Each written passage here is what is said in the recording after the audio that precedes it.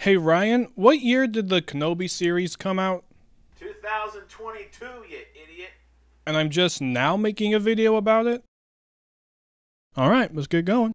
The Kenobi series is personally my favorite Star Wars production that Disney has done so far. I honestly think that it's highly underrated. And it largely has to do with the final scene between Obi-Wan and Anakin Skywalker. And I just really love this scene so much, so I'm just going to talk about it for a little bit. In fact, I love this scene so much that my one and only display is of this scene. I'm not sponsored by them, by the way, but if anything, I just show it to any potential sponsors that I can segue into and add no problem. So, come on, hit me up, I'm cheap. The first thing is the fight choreography. When Obi-Wan strikes this pose, shivers. Nothing but shivers, and it's about to go down energy. And I'm ready for it. But this fight choreography really reminds me of the fights that we saw in the prequels. Those fights full of high energy, rapid movements, when you weren't sure if a move was actually practical or if it was just for flair. But it was entertaining and it got you hooked. And that's one of the main points of lightsaber fights. The only other fight that I can recall that's even close to the prequels level is this scene from The Acolyte. But this fight scene also has little callbacks peppered all throughout it, of Anakin and Obi-Wan's life together, like them fighting back to back, since they used to always have each other's back. Vader striking Qui-Gon's pose, who was both their original master. It also shows how Vader transitions into, oh shit, I actually have to try this time. Obi-Wan using Anakin's signature move against him. And finally, Vader trying to cut off Obi-Wan's hands the same way he did Dooku, only to be thwarted by Obi-Wan literally being the perfect counter to Vader.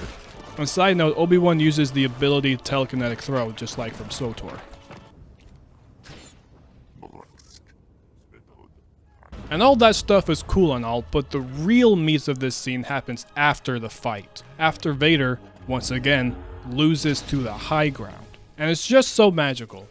And let me tell you why.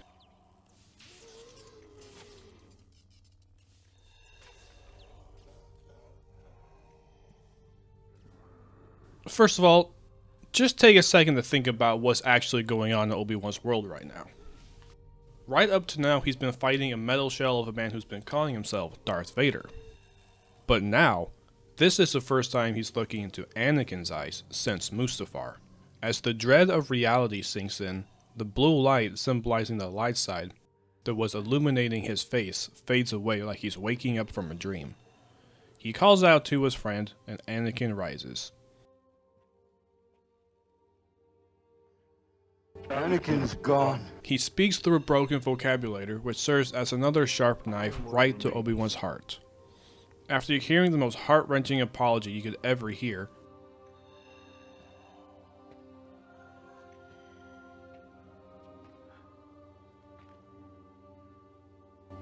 I'm sorry. I'm sorry, Anakin. For all of it.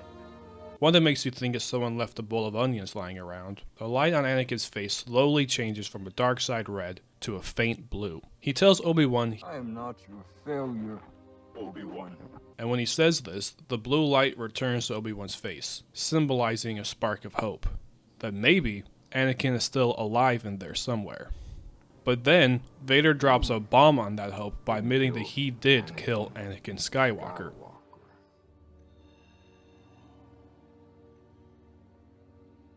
I did. Almost with a grin.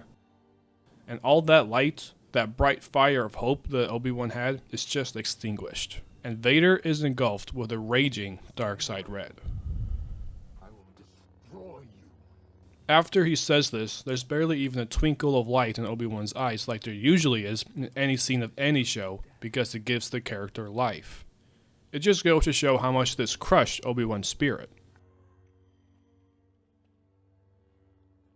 When he finally says, Goodbye, Darth. it's him accepting that Anakin is dead. He no longer needs to dwell on the past, because when you do that, you're trapped in the present. So my point is, whoever directed this episode, and whoever edited it, should be involved in more Star Wars projects. I don't know if they have been. I've been too busy making Skyrim videos and watching Bar Rescue reruns to watch any other shows. And the use of lighting in shows and movies isn't something that I usually fawn over. But here in this context, it's beautiful in the saddest way. Also, I haven't seen very many of Ewan McGregor's other movies, except for Moulin Rouge and Angels and Demons. But this might be some of his best acting. And Hayden Christensen? The guy had very few lines, but the lines that he did have, absolutely nailed. But let's get back on track. This scene is so vital because it gives Obi-Wan closure. For years and years, he's been blaming himself for the creation of Darth Vader. He's been thinking that he failed Anakin, and that led to him turning to the dark side. But when Vader says, You didn't kill Anakin Skywalker.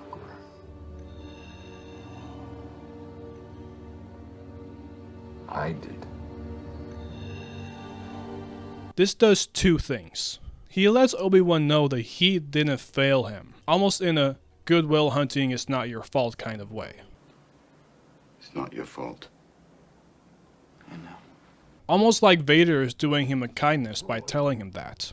It also tells Obi-Wan that this was his choice. He chose to go down this path just like Reva chose not to.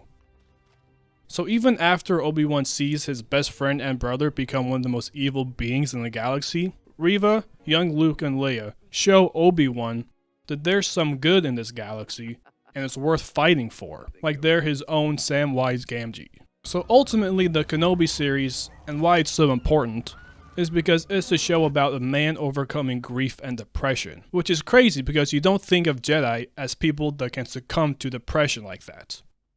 Yet it happened. So when the mainstream franchise addresses matters like this that are so prevalent and personal to people, that's pretty damn important. So if you ever feel like no one can relate to how you're feeling, like no one will understand you when you say that your brain keeps asking you, what's the point?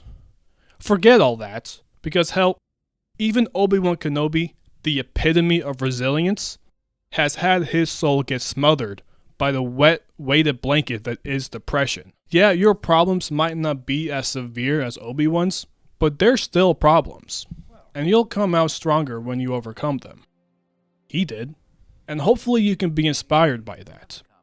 All you gotta do is go save a space princess. Or something. Or try BetterHelp. Also not a sponsor, but hey, that's a segue to a potential sponsor. Remember, I'm cheap. Thank you and take care.